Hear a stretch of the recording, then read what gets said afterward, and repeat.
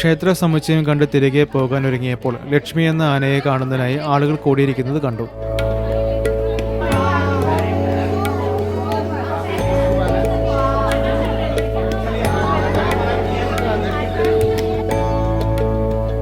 നൂറ്റാണ്ടുകളായി പ്രവർത്തിച്ചു വരുന്ന ഈ ക്ഷേത്രം ഹംപിയിലെ മാത്രമല്ല ഇന്ത്യയിലെ തന്നെ ഏറ്റവും പഴക്കം ചെന്ന ക്ഷേത്രങ്ങളൊന്നാണ്.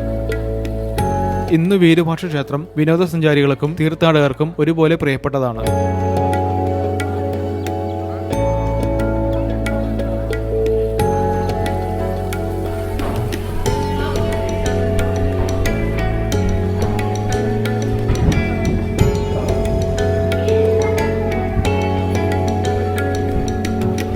അങ്ങനെ നല്ലൊരു അസ്തമയം ആസ്വദിച്ചുകൊണ്ട് ഹംപിയിലെ സ്മാരകങ്ങളോടുള്ള എൻ്റെ യാത്രയുടെ ആദ്യ ദിനം ഇവിടെ പൂർണ്ണമാകുന്നു.